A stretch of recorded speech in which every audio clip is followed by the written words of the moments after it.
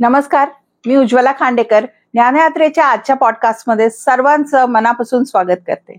आज आपण एक फार सुंदर विषय घेऊन आलो आहे. रामायणाचं जे क्रिटिकल एडिशन आहे, म्हणजे वाल्मिकी रामायणाचं जे क्रिटिकल एडिशन बडोदा युनिव्हर्सिटीने केलंय, फार मोठा प्रकल्प होता तो. खूप त्यांनी त्याच्यावर काम केलं आणि खरोखरच समाजासाठी एक खूप मोठं त्यांचा प्रकल्प आहे हा. तर त्याला आपण थोडं साध्या भाषेत किंवा दृकश्राव्य पद्धतीने समजून घेण्याचा प्रयत्न करू आणि आपल्या युट्यूब चॅनलच्या माध्यमातून ह्या गोष्टी आपण आपल्या मेंबर्स पर्यंत किंवा आपल्या प्रेक्षकांपर्यंत आणण्याचा प्रयत्न करणार आहोत. आणि असं आपण आजपासून हा प्रोजेक्ट सुरू करणार आहोत. ह्याला आपण एक छानसं नाव दिलं आहे, अथ ध्यासारंभ. मग कसला आहे हा ध्यास, काय करायचं आहे ह्याच्यात, तर हे लवकरच आपल्याला कळेल. आणि ह्याच्यासाठी आपण आपल्या कार्यक्रमामध्ये डॉक्टर माधवी कोल्हटकर यांना आमंत्रित केलं आहे. कारण सर्वांनाच माहित आहे, आपल्या चॅनलच्या माध्यमातून आपल्या कार्यक्रमांमधून पण माधवीताई आपल्या सर्व प्रेक्षकांना भेटल्या आहेत बऱ्याचदा. आणि त्यांचा जो संस्कृतचा अभ्यास आहे त्याचा कुठे ना कुठे आपल्या प्रेक्षकांपर्यंत पण काहीतरी फायदा पोहोचला पाहिजे, त्याचा लाभ आपल्याला सर्वांना मिळाला पाहिजे, हाच एक आमचा छोटासा प्रयत्न आहे.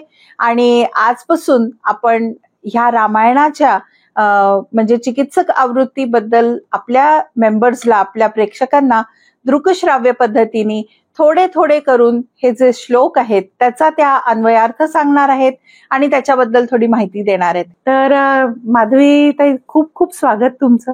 आणि धन्यवाद सुद्धा की तुम्ही सहर्ष स्वीकार केला आपल्या कार्यक्रमामध्ये यायला. आणि आजच्या कार्यक्रमाच्या माध्यमातून मला काही असे प्रश्न तुम्हाला विचारायचे जे एखाद्या सामान्य व्यक्तीच्या मनात असतात आणि कदाचित ते तुमच्यापर्यंत पोहोचत नाही. रामायण हे महाकाव्य खरं तर भारतातील प्रत्येक कुटुंबांमध्ये, सगळ्याच कुटुंबांमध्ये सर्वांच्या जिव्हाळ्याचा विषय आहे. आणि हे महाकाव्य आहेच इतकं छान की आपल्याला सर्वांना असं वाटतं की आपल्या घरी जो मुलगा आहे तो रामासारखा असला पाहिजे. ह्या सगळ्या गोष्टींमधून आपण लहानपणापासून ह्याच सगळ्या कथा ऐकत ऐकत आपण मोठे झालो. पण खरोखर जे मूळ रामायण आहे, जे वाल्मिकी रामायण आहे, ते आपल्याला कितपत माहित आहे. तर जे सामान्य जनमानसांच्या मनात काही ना काही प्रश्न असतात, आज असेच काही प्रश्न घेऊन आपण या कार्यक्रमात आलो आहोत. कदाचित तुम्हाला वाटेल की हा किती साधा प्रश्न आहे, असं कसं विचारता, पण हे साधे साधे प्रश्न कुठेतरी आपल्या मनात असतात आणि आपण प्रयत्न करू की माधवीताईंकडनं त्या प्रश्नांचं उत्तर आपल्याला आज मिळेल असा आपण प्रयत्न करू.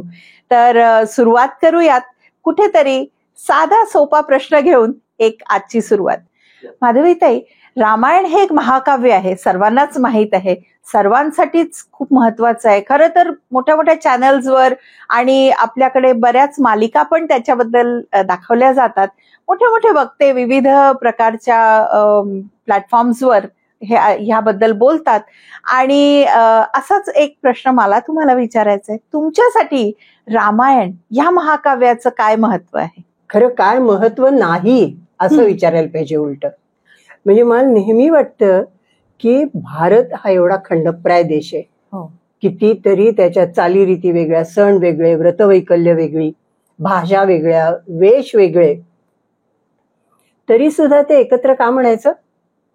म्हणजे आपले जे पंतप्रधान म्हणाले होते, अजमेर पासनं अंदमान पर्यंत आणि हिमालयापासनं लक्षद्वीप पर्यंत ह्याला जोडणारा एकच धागा आहे आणि तो आहे मूळ संस्कृत.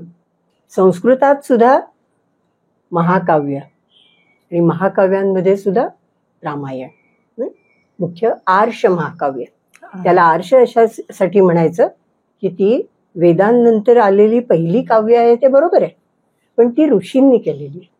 त्यामुळे ऋषींनी जे केलेलं ते आर्ष, म्हणून ती आर्ष महाकाव्य.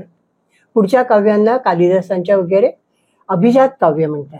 अभिजात काव्य.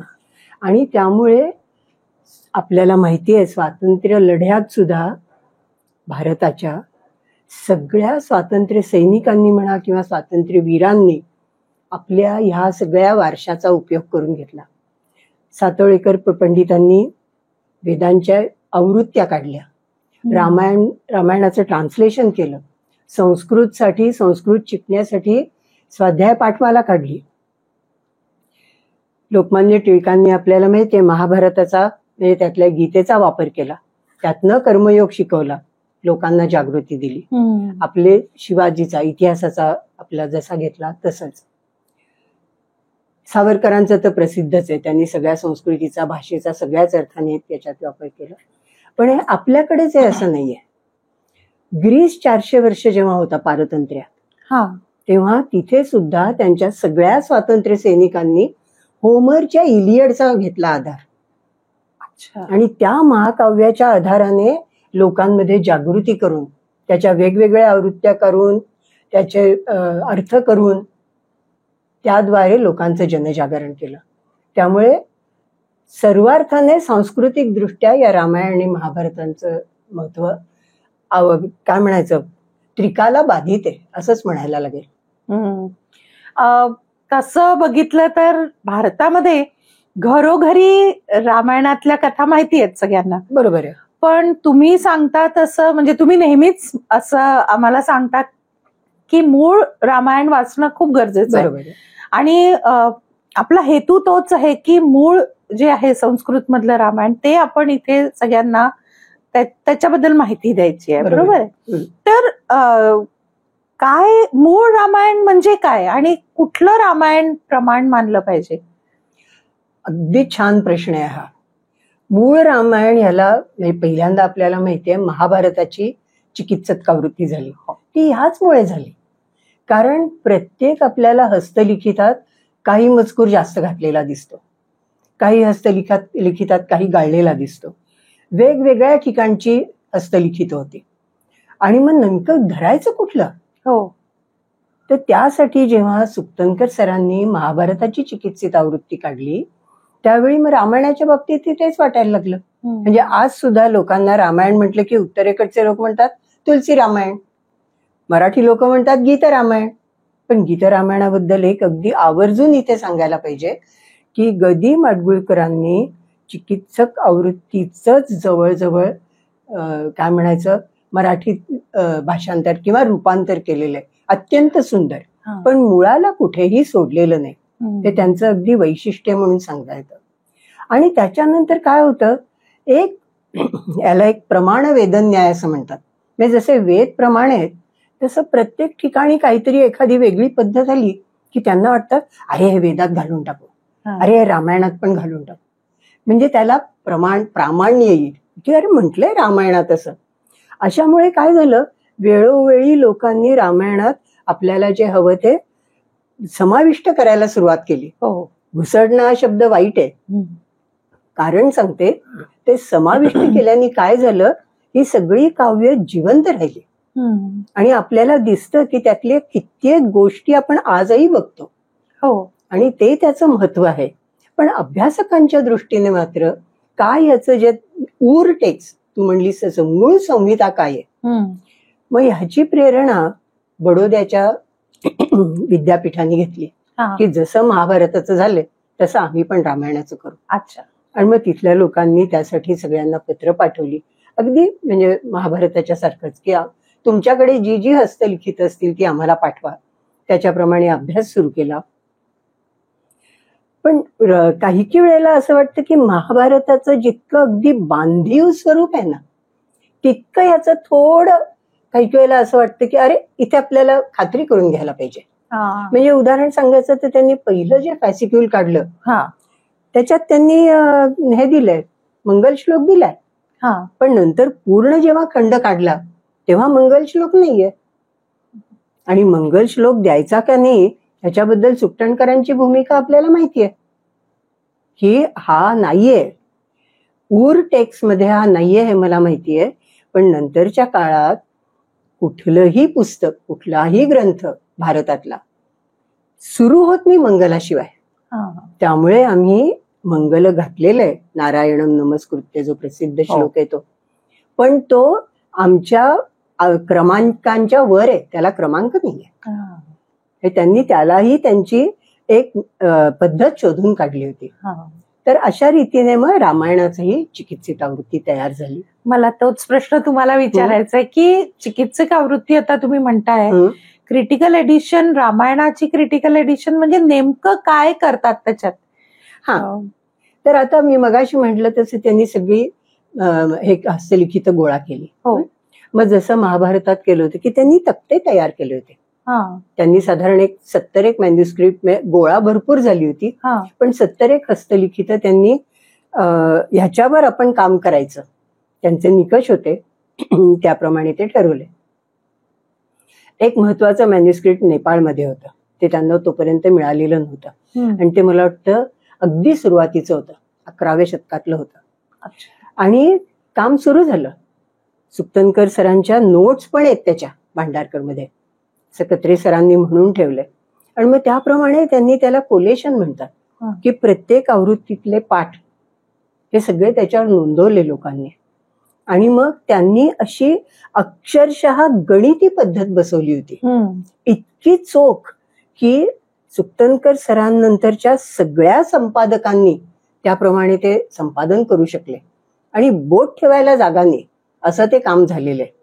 एखाद्या ठिकाणी आहे पण मग ते नंतर घातलंय अपेंडिक्स मध्ये की हे असं असं आहे, पण म्हणजे केली आहे त्याच्यात सुधारणा, पण नाहीतर अक्षरशः बिनचूक सगळं केलेलं आहे. अशा रीतीने मग ते आता तुम्हाला असं वाटेल की जो सगळ्यात जुन्या प्रतीत आहे तो घ्यायचा, तर इतकं साधं सोपं नाहीये ते. त्यांची तुलना करून मग बाकीच्या सगळ्या निकषांचा विचार करून मग पाठ ठरवला जातो. अशी त्यांनी जेव्हा त्यांचं पहिलं, त्याला फॅसिक्युल म्हणतात, पहिली काय म्हणूया नमुना प्रत केली, त्याच्यानंतर त्यांना ती नेपाळचं हस्तलिखित मिळालं. आणि एखाद दोन फार तर चुका म्हणजे वेगळेपणा असेल, चुका नाहीच म्हणता येणार पाठांमध्ये, अन्यथा जे काही सुक्तनकर सरांनी केलेलं होतं तेच त्या ज्याला आपण उरटेक्स म्हणू शकू अशा आवृत्तीत हस्तलिखितात मिळालं. इतक्या बांधीव पद्धतीने ते मूळचे ते गणिताचेच होते, त्यामुळे ती सगळी तिथे आली त्यांची प्रतिभा गणितातली. आणि अशा बऱ्याच लोककथा किंवा अशा इतर कथा रामायणाच्या बाबतीत प्रसिद्ध आहेत ज्या मूळ टेक्स्ट मध्ये नाही आहे किंवा क्रिटिकल एडिशन मध्ये नाहीये. तर ह्याचं काय कारण असू? तुला कुठली कथा माहितीये सांग? रामायण म्हटलं की कुठली आठवते पहिली? वाल्या कोळ्याची. वाल्या कोळ्याची. आता वाल्या कोळ्याची कथा रामायणात नाही. अरे वाल्या कोळ्याची कथा मला इथे सांगायला अभिमान वाटतो. महाराष्ट्रातले एक त्या मानाने अल्पज्ञात म्हणता येईल, लोकांना त्यांच्याबद्दल जास्त माहिती नाही. राजशेखर असे नाटककार आहेत, बेरार म्हणून, म्हणजे विदर्भातल्या भागातले आहेत ते, आणि अतिशय प्रतिभावान. पण त्यांची प्रतिभा अत्यंत वेगळ्या कल्पना आणि वेगळ्या प्रतिमा त्याच्यात दिसते. म्हणजे ते कालिदासासारखे नाहीत, ते भवभूतींसारखे नाहीत, त्यांच्या इतके कदाचित त्याच्यामुळेच लोकप्रिय होऊ शकले नसतील. आणि अतिशय विद्वत जड लिहितात. म्हणजे त्यांनी जर स्वतः तयार केलेल्या शब्दांची यादी पाहिली ना तर ते दिसून येतं. कित्येक शब्द असे आहेत की पहिल्यांदा त्यांनी वापरलेत आणि मग इतर काव्यात दिसतात. असे शब्द सम्राट म्हणता येतील असे, किंवा इंग्लिश ज्याला वर्डस्मिथ म्हणतात तसे ते आहेत. त्यांनी वाल्मिकी हे नाव तर होतं, मग ते म्हणले की ह्या नावाची आता हे तर तद्धित दिसतंय, म्हणजे वल्मिकाशी संबंध आहे, मग वल्मिक म्हणजे वारुळ. मग आता ह्याच्या आधीचं काय आहे साहित्य ते बघायला पाहिजे, कुठे कुठे वल्मिकाचा संबंध येतो. आणि खरं सांगते त्यांचं महाभारत बहुतेक तोंडपाठ असावं. त्यांनी त्यातले वल्मिकाचे रेफरन्सेस काढले, वल्मिकाचे संदर्भ काढले, ते गोळा केले आणि आपल्या बालभारत या नाटकात एक प्रस्तावना झाल्या. नाटकाला एक प्रस्तावना अपेक्षितच असते, सूत्रधार येतो आणि नाटकाची ओळख करून देतो. त्याच्यानंतर एक विष्कंभक, म्हणजे आणखीन एक, ज्याला काय म्हणायचं, अंतरिम प्रवेश असा तिथे घातला. आणि तो इतका छान आहे आणि इतका महत्वाचा आहे की व्यास ऋषी आणि वाल्मिकी ऋषी एकमेकांना भेटले आणि व्यास ऋषी त्यांना खाली वाकून वंदन करतायत आणि त्यांना म्हणतात अद्भुत संभव. आता अद्भुत संभव आहे अगदी सगळ्यांना माहिती आहे. पण अद्भुत संभव हा शब्द फक्त त्या नाटकात येतो, संबंध संस्कृत साहित्यात. आणि त्याच्याच पुढे ते पुन्हा त्यांना म्हणतात वाल्मिक जन्मा. म्हणजे वाल्मिकातनं जन्माला आलेले, म्हणजे वारुळातनं जन्माला आलेले. आता ह्या 2 वर्ण पुढे स्कंद पुराणांनी प्रचंड मोठ्या कथा रचल्या. 1, 2, 3, 4, 5, 6 कथा रचल्या. आणि त्यातली जी शेवटची आहे जवळजवळ, म्हणजे त्याच्यात आपले जे वाल्मिकी आहेत त्यांच्यासारखी गोष्ट येते. अच्छा. आणि हे सगळं महाराष्ट्रात इतकं लोकप्रिय झालं असणार. ती कल्पनाच इतकी छान आहे की 2 ऋषी एकत्र येऊन बोलतात, काय रे तुझं कसं चाललंय, काय माझं कसं चाललंय, किती छान. तर त्यामुळे ती इतकी लोकप्रिय होऊन बसली की लोकांना विश्वासच बसत नाही की रामायणात नाहीये. तर आता हे ठीक आहे, याचं महत्व आहेच, पण हे मूळ पाठ्यात नाही हेही तितकंच महत्वाचं आहे. आणि त्यामुळेच आपल्याला माहितीये वेगवेगळ्या प्रांतातली सुद्धा कंब रामायण आहे, आसाम मधलं रामायण वेगळं आहे, मला नावं नाही पटकन सांगता येणार. नंतर उत्तर भारतात तर 3-4 ओडिसा रामायण आहे. नंतर इतर देशांमध्ये आहेत. आता तू तर इतका प्रवास करतेस, तुला बाली, थायलंड इथल्या नगरांची नावं सुद्धा, नगरींची नावं सुद्धा अयोध्या दिसतं. बालीमध्ये त्याचे प्रयोग होतात. आणि ते तर म्हणतात की आमच्याकडेच घडले, नंतर तुमच्याकडे गेले. इतकं ते लोकप्रिय झालं खरंय असं. तर त्यामुळे त्या सगळ्यांचा पण प्रभाव येतो ना.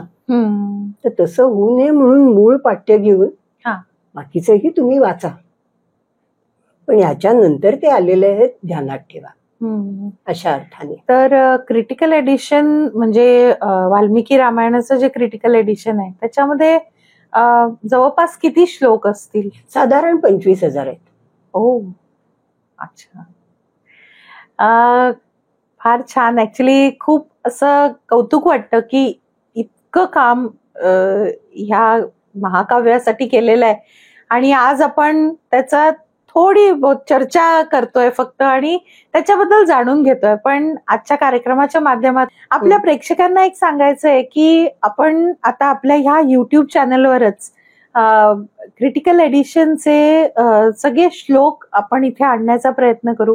आणि आजकाल म्हणजे खरं म्हणजे हे फारसं काही ह्याच्यामध्ये मला अभिमान वाटत नाही सांगायला, पण सर्वांनाच माहित आहे की लोकांचं वाचन कमी झालंय, त्यामुळे ते ऑडिओ व्हिज्युअल जास्त त्यांना बरं वाटतं, काहीतरी युट्यूबवर बघायला जास्ती बरं वाटतं. आणि म्हणूनच आपण हे थोडंसं सोपं करून लोकांसाठी की दृकश्राव्य पद्धतीने लोकांपर्यंत ह्या गोष्टी पोहोचल्या पाहिजे.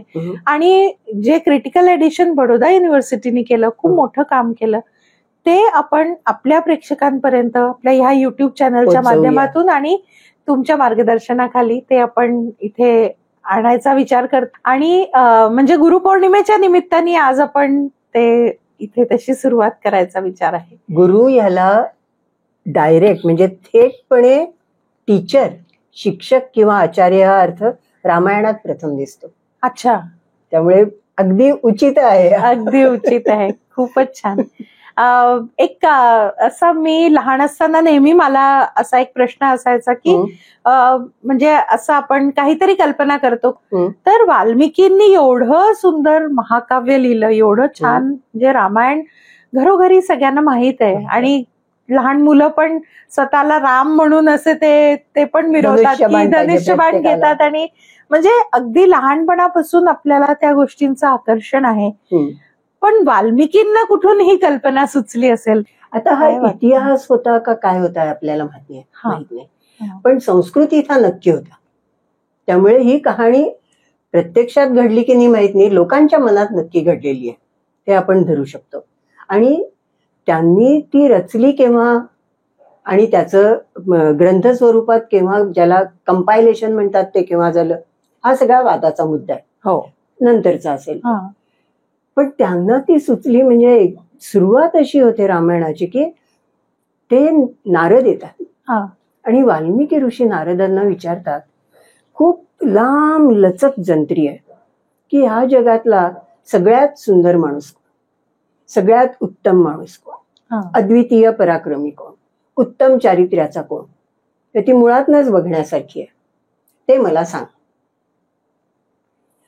मग नारद त्यांना अर्थातच रामाची माहिती देतात. आणि मग ब्रह्मा येऊन त्यांना सांगतात की तू हे आता लिहायला घे. मग तिथे सुद्धा ते लिहायला बसल्यावर ते गतिम त्यांनी गतिम म्हणजे गतीचा विचार केला असं येतं. कळत नाही गती म्हणजे काय इथे. आणि पुढे काय येतं तर सगळं रामजन्म वगैरे अशा गोष्टी येतात. म्हणजे जसं महाभारतात अनुक्रमणी आहे, आज आपण जसं पुस्तकाला एक अनुक्रमणिका देतो ना, तसं त्याच्यात सुरुवातीला सगळं हे कसं कसं येणार आहे, तुम्ही पुढे काय वाचणार तसं येतं. तर ते गती म्हणजे ज्याला आपण रामायण म्हणतो त्याच्यात अयन म्हणजे जाणंच आहे. नाही राम कसा गेला, त्याचं चरित्र काय, चरित्र आपण चरधातूवर नाही, तसाच गमवर्ण गती आहे. हो, म्हणजे जसं अयन तसंच चरित्र, तसंच चरितन, तशीच गती. आणि मग त्या सगळ्याचा आढावा घेऊन ते लिहायला सुरुवात करतात. पण आता हे त्यांनी पद्यात लिहिलं असतं किंवा नुसतं गद्यात लिहिलं असतं असंही आहे. त्यांना पद्यात का लिहावं असं वाटलं नाही, काव्य कसं काय झालं. तर त्याच्यासाठी अगदी प्रसिद्ध गोष्ट आहे, तुला ती माहित असणार. एक दिवस ते स्नान करायला गेले होते तमसेवरती आणि परत येताना त्यांनी पाहिलं तर झाडावर एक छान क्रौंच पक्ष्यांचं जोडपं होतं. ते त्यांच्याकडे बघतायत त्या पक्ष्यांकडे, तोपर्यंत एका व्याधाने त्यातल्या एका पक्षाला बाण मारला आणि तो खाली पडला. आणि इतका त्यांना शोक अनावर झाला. आणि वर्ड्सवर्थ जसं म्हणतात की स्पॉन्टेनियस ओव्हरफ्लो ऑफ इमोशन्स, तसा त्यांचा तो सगळा शोक उद्गार म्हणजे बाहेर आला आणि तो श्लोक रूपात बाहेर आला. आणि तो प्रसिद्ध श्लोक आहे, तो रामायणात पण दिलेला आहे, आपण तो बघणारच आहोत पुढे. अशी त्या रामायणाची सुरुवात झाली. म्हणजे जी वर्ड्सवर्थनी 19व्या-20व्या शतकात जी व्याख्या केली ना, त्याचा उगम इथे झालेला आहे. आणि हे म्हणून हे काव्य आहे. महाभारत हा त्याला इतिहास पुरातन असं म्हणतात.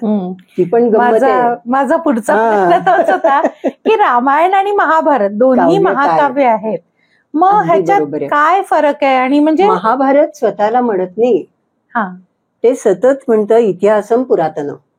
म्हणजे हे पूर्वी घडून गेले. इतिहास म्हणजे आपण आज म्हणतो तसं हिस्ट्री नाही, इतिहास म्हणजे पूर्वी असं असं घडलं.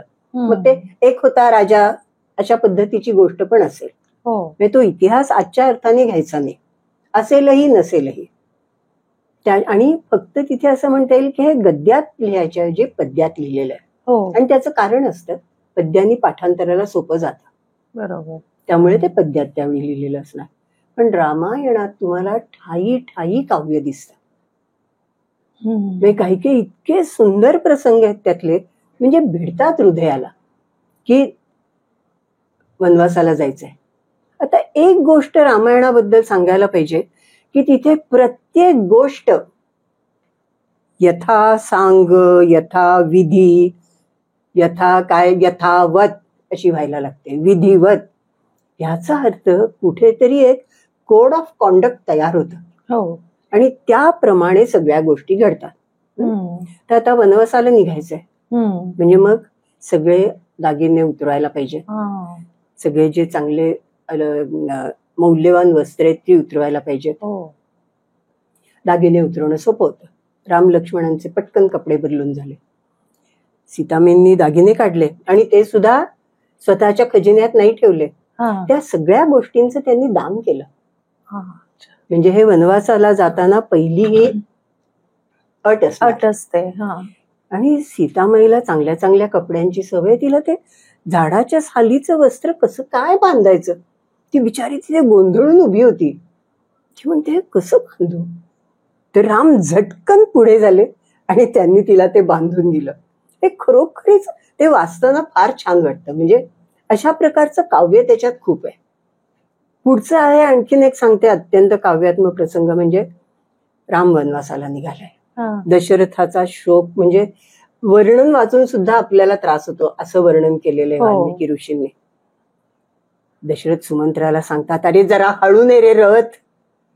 आणि रामांना ते बघवत ते दशरथ व्याकुळ झालेले. ते सुमंत्राला सांगतात, लवकर ने, बराबर ने रथ. त्यांच्या लक्षात येतं की सुमंत्र अडचणीत येणार आहे. तुला नंतर विचारतील महाराज की मी तुला सांगत होतो तरी का जोरात नेलास तू. तर सांग, तिथे भरपूर नागरिक होते, मागे लागलेले होते, आरडाओरडा करत होते, रडारड चालली होती, जाऊ नका जाऊ नका. मला ऐकायलाच आलं नाही तुम्ही काय सांगताय ते.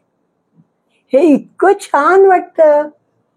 तसाच आणखीन असे, आता हे अगदी मी मोजके सांगितले, पण आणि त्याची कशी झाली स्थिती आहे इतकं छान सांगितलेलं आहे. तो 2 चाकांमध्ये सापडल्यासारखा झाला सुमंत्र. अच्छा. आता म्हणजे काय, ते 2 चाकांमध्ये, रथाच्या 2 चाकांमध्ये तर येणं शक्य नाही. अच्छा. कुठे बसणार, हो है ना. आणि 4 चाकं असली तरी त्यांच्यात अंतर असणार, त्या 2 चाकात येणं शक्य नाही. आणि 2 चाकं एकाच दिशेने जाणारी असली तर काही प्रॉब्लेमच नाहीये. ही चाकं म्हणजे आपण चरक ज्याला म्हणतो ना, चरक म्हणजे चक्राचाच आहे अपभ्रंश, त्या चरकासारखी एकमेकांच्या विरुद्ध दिशेने पण अगदी जवळ जाणारी चाकं असतील, की त्याच्यात सापडलेल्या माणसाला चिपाडूनच बाहेर यावं लागेल. हो. किंवा 2 ज्याला गिअर्स म्हणतात, आज दातेरी चाकं असणार एकमेकांमध्ये जाणारी आणि पुन्हा वेगवेगळ्या दिशेने जाणारी, त्याच्यात सापडल्यावरही तुकडे होऊनच बाहेर येणार. इतकी त्याची हृदयविदारक स्थिती झाली सुमंत्राची. आता हा पुरातत्वशास्त्राच्या दृष्टीने पण मला वाटतं चांगला पुरावा होतो, की त्यांना अशा प्रकारची चाकं करता येत होती किंवा माहीत होती. आलाय की नाही तसा, किंवा हे आपल्याला पुरातत्वज्ञ आपल्याकडे भरपूर आहेत, पुरातत्व शास्त्रवेत्ते, ते सांगू शकतील याच्याबद्दल. त्यामुळे ह्या सगळ्या गोष्टींमुळे वाटतं, आता हे तर अगदी मासले झाले 3-4 उदाहरणं आणि अगदी सुरुवातीला येणारी, पण इतकं हृदयाला भिडणारं वर्णन आहे की याला काव्य नाही म्हटलं तरच नवल आहे. असं एक कुठेतरी आपलं जे म्हणजे आपल्या समाजात म्हणा किंवा आपल्या संस्कृतीमध्ये असं आपण मानतो की राम हा विष्णूंचा अवतार आहे. बरोबर आहे. आणि तर वाल्मिकी रामायणात तसं दाखवलंय का, आणि ह्याच्या व्यतिरिक्त अजून काय प्रयोजन असेल, म्हणजे तसे काही बरेचसे कारण असू शकतात, पण तुम्हाला आता एखादं असं आणखीन काही आठवत असेल तर. आता तू म्हणलीस ते बरोबर आहे की रावण फार शिरजोर झाला होता आणि त्याचं निर्दाळन करायला हवं होतं, आणि त्याच्यासाठी देवाचीच मदत लागणार होती. म्हणून सगळे देव विष्णूंकडे जातात आणि ते म्हणतात की तुम्हाला आता अवतार घेण्याची वेळ आलेली आहे. आणि हे सुद्धा आपल्याला थोडा गीतेचा प्रभाव दिसतो, की जेव्हा जेव्हा अशी वेळ येईल तेव्हा अभ्युत्थानम धर्मस्य तदात्मानं सृजाम्यहम्. तर त्याप्रमाणे ते म्हणतात ठीक आहे घेतो. आणि त्याच वेळी दशरथाला पुत्र नाही, पुत्र प्राप्ती नाही, त्यामुळे त्याला सांगतात की तू यज्ञ कर, पुत्रकामेष्टी यज्ञ कर, त्याच्यातनं तुला पुत्रांची प्राप्ती होईल. या 2 एकत्र गोष्टी आल्या आणि त्यामुळे त्यांनी ठरवलं की आपण दशरथाच्या म्हणजे दशरथ पत्नीच्या पोटी जन्म घ्यायचा. आणि आपल्याला माहित नसतं केवळ राम नाही, 4ही भाऊ विष्णूचे अंश आहेत. अच्छा. मूळ रामायणात 4ही भाऊ विष्णूचे अंश आहेत, त्यामुळे त्याच्याबद्दल शंकाच नाही. आता हे झालं एक प्रकारे आधी दैविक म्हणजे देवाच्या संबंधीचं रिझन, कारण म्हणूया आपण. पण आता सगळं रामायणाची सुरुवात जर पाहिली, म्हणजे महाभारताची आपल्याला सांगता येते की राज्यासाठीचा झगडा 2 चुलत भावांमधला, आणि तो सुद्धा वडिलांच्या परिस्थितीमुळे असं. पण रामायणाच्या बाबतीत का झाला असेल तर आपल्याला असं दिसतं की जो पट्टराणीचा ज्येष्ठ राणीचा मुलगा आहे तोच गादीवर येणार. हो बरोबर आहे. हो. मग खालच्या भावंडांनी काय करायचं? अरे असा कधी विचारच नाही. आणि खालच्या भावंडांची आई जर महत्वाकांक्षी असली तर, आणि हा तुम्हाला महाभारतात सुद्धा प्रश्न दिसतो. शकुंतलेला जेव्हा महाभारतातला दुष्यंत विचारतो की आपण गांधर्व विवाह करू का, रोखठोक ती सांगते माझ्या मुलाला राजा करणार असलास तर मी तयार आहे गांधर्व विवाह, कारण नाहीतर पट्टराणीचा मुलगा होईल. तसंच ययातीच्या गोष्टीत दिसतं की पुरुनी त्याला दिलं आपलं तारुण्य म्हणून रीत सोडून वरच्या दोघांना वगळून त्यांनी पुरूला राज्य दिलं. आता बाकीच्या जर बाकीचे त्या वृत्तीचे असतील की ठीक आहे आम्ही राजाची सेवा करू, तर चालू शकतं. नाहीतर मग औरंगजेब निर्माण होतात. किंवा एक 15व्या शतकातला कोरियातला राजा आहे सेजोंग म्हणून, ज्यांनी पहिल्यांदा चित्रलिपी बाजूला करून अक्षरलिपी सुरू केली, ती आपल्या देवनागरीवरनं. तर तो धाकटा होता, पण तो अतिशय हुशार आहे, तो राज्याला लायक आहे असं म्हटल्यावर एक भाऊ संन्यास घेऊन निघून गेला आणि दुसऱ्या भावाने मला काही व्हायचं नाही सांगितलं, आणि त्यामुळे योग्य राजा गादीवर येऊ शकला. असं आपल्याला दिसतं, जसं विदुराच्या बाबतीतही दिसतं. की म्हणजे इतके दिवस मला खरे विदुराची दया यायची की एवढे लायक असून हे राजा कसे नाही झाले. आज मला अचानक असं जाणवलं, अरे हे तर व्यास ऋषींचा मुलगा आहेत, हे कन्सल्टंट म्हणच जास्त आहेत ना चांगले, ते मंत्री पदावर किंवा एकंदर काय म्हणायचं सल्लागार या पदावर खुश आहेत. म्हणजे कदाचित त्यांना जरी म्हटलं असतं की तुम्ही राजा व्हा, तरी ते म्हणले असते मला नको, की स्वधर्म नाहीये माझा तो, असं वाटतं. त्यामुळे हा प्रश्न माझ्या मते त्याच्यामुळे हे रामायण घडलं. हा दुसरा एक आधी भौतिक म्हणता येईल असा एक दिसतो, आणि तिथे कैकेयी आधी आनंदात आहे रामाला राज्याभिषेक होणार म्हणून. मंथरा जास्त महत्वाकांक्षी असं म्हणायला पाहिजे, कारण तिला सुद्धा कैकेयी म्हणजे सीतेची दासी व्हायला लागलं असतं, मग तिला ते नको, मला पट्टराणीची किंवा राजाच्या आईचीच दासी व्हायची असं त्याच्यातलं सगळ्यांचं आपलं आपलं काहीतरी त्याच्यात. आणि त्यामुळे सीता म्हणते ना जेव्हा वनवासाला राम तिला नाही म्हणतो, ती म्हणते तुम्ही इथे नसताना मी नाही इथे राहणार. आणि चक्क म्हणजे दुर्दशेला तोंड द्यावं लागत होतं की काय असं वाटावं असं वर्णन आहे. अच्छा. आता ती तर खरं राजघराण्यातली राजवाड्यात राहणार होती, तरी सुद्धा तुम्हाला तो इतका दुय्यमपणा, हा सीतेला सुद्धा जर असह्य होणार होता, तर लाडानं मुद्दाम केलेली राणी आणि तिच्याबरोबर आलेली तिची दासी, या दोघांच्या मनात म्हणजे मंथरेने पेरलं आणि तिच्या मनात रुजलं. अशामुळे मला असं वाटतं की हे अधिभौतिक कारण पण त्याला असावं की मग त्यावेळी मग कसं वागायचं लहान भावांनी. मग लक्ष्मण अगदी म्हणजे काय म्हणायचं त्याला, त्याचा अनुचर जिथे तो जाईल तिथे असा दिसतो. भरत सुद्धा त्याच्या पादुका घेऊन त्याच्या जागी म्हणून करतोय, तो राजा नाही झाला, राजा नाही असं सगळं दिसतं. एक म्हण आहे म्हणजे की म्हणजे नॉर्थ इंडियामध्ये जास्ती आहे की रघुकुल रीत सदा चली आई, प्राण जाए पर वचन न जाए. तर आता तुम्ही पण रीत हा शब्द वापरला, तर खरं म्हणजे ह्याच्यामध्ये काय आहे की तुम्ही म्हणजे असं म्हणता की काहीतरी सामाजिक काही गोष्टी असतील आणि त्या म्हणजे असं, म्हणून मी म्हटलं की काहीतरी एक कोड ऑफ कॉन्डक्ट असणार. म्हणजे जसं अर्थात अर्थशास्त्र आत्ताची जर थोडी रचना पाहिली कालानुसार, तर अर्थशास्त्र आधी आहे रामायणाच्या. अच्छा. आणि बऱ्याच वेळा आपल्याला दिसतं की महाभारताचा आणि अर्थशास्त्राचा पण खूप जवळचा संबंध आहे. आणि रामायण हे महाभारताच्या नंतर आहे, काही की तसेचे तसे शब्द तिथे आलेले दिसतात. म्हणजे गीतेतली वचनं तर तशीच येतात. त्यामुळे आणि मला स्वतःला वाटतं की ते महाभारताच्या नंतर आहे. तर त्यामुळे होतच हे अर्थशास्त्राच्या दृष्टीने ते कोड. आणि कुठलीही साधी गोष्ट बघ ना, की तुम्ही जेव्हा कुठलंही काम हातात घेता त्यावेळी तुम्ही एक पद्धत बसवताच ना. बरोबर आहे. पद्धत म्हणजे काय, एक वाट तयार करता, मग त्याच वाटेने लोक जायला लागतात, त्यालाच तर रीत म्हणतात. काही नियम नकळत तयार होतात. कोणी त्याला कर्मकांड म्हणेल, पण ते कर्मकांड इतक्यापर्यंत जरी ताणलं नाही तरी रीत तयार होतेच. वहिवाट म्हणा, पद्धती म्हणा, होतेच. आणि ती रामायणात प्रत्येक ठिकाणी पाळलेली दिसते. म्हणजे जसं आपण मगाशी पाहिलं वनवासात जातानाच काही एक कर्मकांड होतं. वनवासातनं आल्यावर तो प्रथम नंदीग्रामला जातो आणि मग तिथे वाढलेले केस काढून टाकणं वगैरे असं सगळं व्यवस्थित रीतसर, मग ती वल्करं टाकून दुसरे कपडे घेणं हे तिथे होतं परत. अच्छा.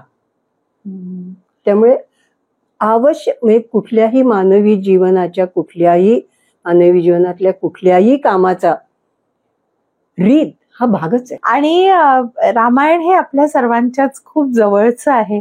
एक फार आपल्या मनाला असं म्हणजे काय म्हणतात त्याला, मनाच्या जवळचं एक ह्याच्यात एक घटना आहे की जी सीतेचं अपहरण आणि त्याच्याशी संबंधित बरेच प्रश्न आपल्या मनामध्ये असतात की सीतेचं अपहरण झालं तेव्हा हे असं का नाही झालं, किंवा हे असं त्यांनी करायला हवं होतं, किंवा बऱ्याच तत्सम गोष्टी असतात. तर एक असाच प्रश्न आहे खरं म्हणजे, आपण जेव्हा ह्याची चर्चा करत होतो की आपण असं रामायणाचं हे घेणार, तर आपलेच एक मेंबर आहेत, त्यांनी हा प्रश्न लिहून पाठवला आणि मला आवर्जून तुम्हाला विचारावं की राम इतका म्हणजे खरंच अयोध्या नगरीचा राजा, अयोध्या नगरी किती संपन्न असेल त्यावेळेला, इतकं सगळं असलं तरीही जेव्हा रामाला खरोखर गरज होती, मदतीची गरज होती सीतेचं अपहरण झाल्यानंतर, त्यांनी का नाही आपल्या धाकट्या भावाला हाक मारली, का नाही त्यांनी भरताची मदत घेतली? म्हणजे माफ करा जर काही मी हा प्रश्न अगदी छान आहे. आणि मी थोडासा विचार करून, तू आधी पण म्हणाली होतीस कधीतरी की हे असं, तर मला असं वाटतं की जे आपण पाहिलं ना, वनवासाला निघताना जसे नियम आहेत ना, तसे वनवासात असतानाचे पण नियम आहेत. म्हणजे त्या काळात त्याचा जणू काही पूर्वायुष्याशी पूर्वजीवनाशी संबंधच नाहीये. आता तो फक्त वनवासी आहे. अच्छा, असं मला वाटतं. म्हणजे मी त्याच्यावर विचार केल्यावर, कारण पुढे एकदा असं होतं, तो म्हणजे वनात असतानाच मला वाटतं गुहच त्याला तो फळं आणून देतो का नाही, पक्वान्न आणून देतो. तर राम म्हणतो मी याचा आनंदाने निरोप घेतो म्हणतो, तो अनुज्ञा म्हणतो, तो म्हणजे अन्नाला म्हणतो की अनुजाना मी तू इतकं सुंदर अन्न पुढे आणलेस, पण मी त्याचा हात जोडून निरोप घेतो, कारण मी वनवासात आहे, मी ह्याचा स्वीकार करू शकत नाही. तू माझ्या घोड्यांना अन्न दे, त्याच्यात मला सगळं मिळालं. तो वनवासात असल्यामुळे आदर सत्कार म्हणून कदाचित ती शबरी बोरं आणते, पक्वान्न नाही आणत. म्हणजे वनातलं जे असेल तेवढंच खायचं, हा जसा नियम आहे, तसं जे वनात मिळेल, जे वाटेत मिळेल, त्यांच्याच साहाय्याने मी माझं सर्व प्रकारची कार्य पार पाडेल, असा त्याच्यात विचार आहे की काय. आणि तुम्हाला काय वाटतं की जेव्हा सीतेचं अपहरण झालं असेल आणि राम तिला सगळीकडे शोधतात आहे आणि सगळ्यांना विचारतात की तुम्ही बघितलं का माझ्या सीतेला, कशी त्यांची अवस्था तशीच झाली असणार. म्हणजे फक्त संयत रीतीने त्यांनी व्यक्त केला असेल, पण शोक जो आहे तो सामान्य माणसाला जसा होतो तसाच असणार. ह्याच्या बाबतीत मला सांगावंसं वाटतं, एका परदेशी विद्वानांनी म्हटले, अरे याला जितक्रोध म्हणतात, पण ह्या ठिकाणी तर तो रागावलाय. पण जितक्रोध म्हणजे ज्याला रागच येत नाही असा अर्थ नाहीये. ज्याला कुठे रागवायचं, किती रागवायचं आणि किती काळ रागवायचं हे कळतं, तो जितक्रोध आहे. त्यामुळे रावणाने सीतेला पळवून नेलं, याच्यात रावणाचा राग यायलाच पाहिजे. तो जर आला नाही तर मग ती जमदग्नींसारखी गोष्ट होते. असं आहे ना, की राग ही सुद्धा आवश्यक गोष्ट आहे, पण सगळ्याला शेवटी प्रमाण, या अर्थाने तो जितक्रोध आहे की त्याचा ताबा आहे रागावर. बरोबर. केव्हा आणि केव्हा नाही हे त्याला कळतं. सदसद विवेक बुद्धी आहे, त्यामुळे सगळ्या भावना त्याला आहेतच. खरं म्हणजे मला नेहमी असं एक थोडंसं वाईट वाटतं या गोष्टींचं, की आपल्याला जेव्हा कोणी परदेशी म्हणजे ते परदेशी स्कॉलर्स किंवा तिथले जेव्हा सांगतात आपल्याला की असं तुमच्या रामायणात असं असं घडलं किंवा महाभारतात असं असं घडलं, तर आपण त्याला अगदी डोळे मिटून स्वीकार करतो. तर आता आपण हा असा प्रयत्न करू, म्हणजे आपल्या या युट्यूब चॅनल मधून किंवा या कार्यक्रमाच्या माध्यमातून, की आपल्या लोकांनाच ते अभ्यास करता येईल, आपल्या लोकांनाच त्याचा पुढचा अभ्यास किंवा कमीत कमी जे केलेलं आहे ते जाणून घेता येईल. हा अगदी महत्वाचा मुद्दा आहे, की हा आणि आजचा नियम की कशाला रामायण वाचायचं संस्कृत मधलं, कशाला संस्कृत शिकायचं, हे तुला ज्याला रेलेव्हन्स असं तुला वाटत असेल. इसवी सनाच्या पूर्वी 150 वर्ष, आता तुम्ही कॉमन एरा म्हणता, आम्ही अजून जुन्या पद्धतीचे आम्ही इसवी सन म्हणतो.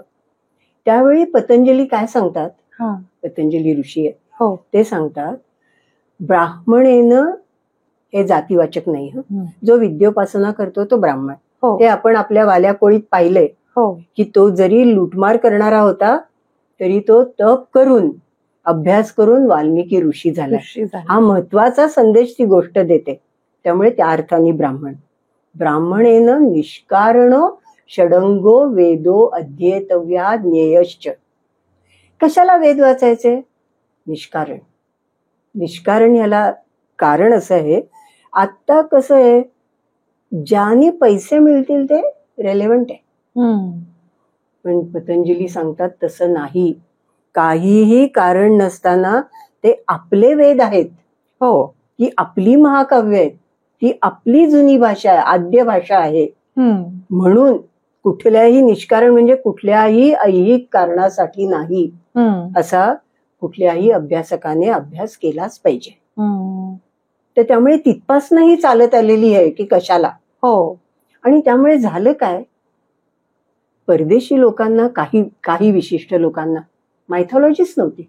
मग उदाहरणार्थ हिटलरने त्यांनी आपली घेतली आणि ती नको त्या कारणाला वापरली. पण त्या सगळ्या लोकांनी त्याचं इतकं विचित्र, म्हणजे काय म्हणायचं त्याला, विचित्रपेक्षाही म्हणजे विकृत स्पष्टीकरण दिली ना. त्यामुळे आताच्या पिढीला मात्र ही जाग आली आहे. मग याच्यावर एक ने सायन्स म्हणून उत्तम पुस्तक प्रकाशित झालेलं आहे की कशी विल्हेवाट लावली त्यांनी. त्या म्हणजे आर्य बाहेरनं आले हे त्यांनी सांगेपर्यंत आपल्या मनात काही असं नव्हतं.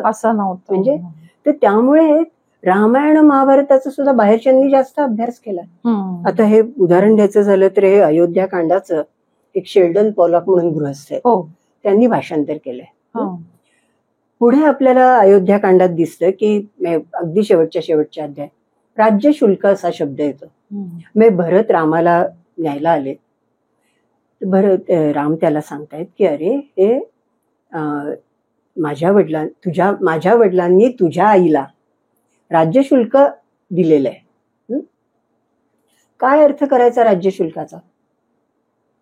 तिथे पॉलोक म्हणतात त्यावेळीच त्यांनी, दशरथांनी राज्य हे कैकेयीला हुंडा म्हणून की तुझं लग्न झाल्यावर तुझ्या मुलालाच हे राज्य मिळेल हे वचन दिलं होतं, हे राज्य शुल्क आहे.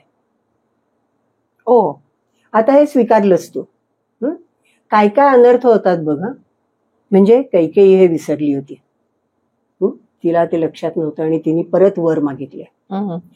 दशरथ हे वचन विसरला, ज्याला सारखं सत्यवचनी विशेषण येतं, सत्यवचनी, सत्यसंध, सत्यप्रतिज्ञ, त्याला हरताळ फासतात हे विद्वान. आणि राम हे सगळं माहित असून अभिषेकाला तयार झाला. म्हणजे मुले कुठारे. आणि असं जर तुम्ही नंतर त्याची चर्चा करण्यापेक्षा तुम्ही तुमचं वाचा हे साहित्य, तुम्ही तुमचा ठेवा जपा, तुम्ही करा ना, मराठीत करा. आता किती जणांना इंग्रजी उत्तम येतं, तुम्ही इंग्लिश मध्ये चांगली भाषांतर करा, तुम्ही जगापुढे ठेवा. येस. तर फार छान. मला असं वाटतं आपण आत्ता पुरतं थांबूया तिथे. आणि तुम्ही जे खूप महत्वाची माहिती आम्हाला दिली तर ते त्याचा नक्कीच विचार करू. आणि माझ्याकडनं, म्हणजे माझ्या इव्हन आपल्या संस्थेकडनं आपण एक नवीन प्रोजेक्ट म्हणून घेऊया, एक आपलं स्वतःचं काहीतरी काम किंवा आपलं समाजासाठी काहीतरी आपली जी जबाबदारी आहे ते स्वीकारून, आणि आपण हा एक प्रोजेक्ट घेऊया. आपण हे युट्यूबवर एक एपिसोड मध्ये म्हणजे क्रिटिकल एडिशन जे आहे त्याचे काही श्लोक घेऊन आणि तुम्ही तर आपण नक्की हे करूयात. आणि आता ह्याच्या पुढे एक एपिसोड असे येतील. सर्वांना मी विनंती करते की आपले YouTube channel like and subscribe करा, शेअर करा, जेणेकरून जे काही आम्ही आमचं छोट्या प्रमाणात काम करतोय, आपला खारीचा वाटा उचलतोय, तो लोकांपर्यंत पोहोचेल. खारीवरनं सांगते बरं का, आपल्याच फक्त खारीला 3 बोट आहेत. हो. जगभरच्या खारींना नाहीत. अच्छा. आणि खारी हे खरं संख्येमधलं, लीलावतीमधलं सगळ्यात मोठं प्रमाण आहे. परिमाण आहे. परिमाण. त्यामुळे नेमकं आपण उलट म्हणतो. पण मी इथे सार्थपणे म्हणेन की खरोखरीच तुमचा खारीचा वाटा लायन शेअर आहे असं म्हणायचंय मला. खूप खूप धन्यवाद. डॉक्टर माधवी कोल्हटकर आपल्याला या कार्यक्रमामध्ये आणि या प्रोजेक्टमध्ये मदत करणार आहेत. तर तुम्हाला पण खूप खूप शुभेच्छा आणि धन्यवाद. असंच तुम्हाला तुमचे कष्ट आहेत त्याच्या. खूप खूप धन्यवाद आणि पुन्हा भेटूया लवकरच पुढच्या पॉडकास्टमध्ये. धन्यवाद.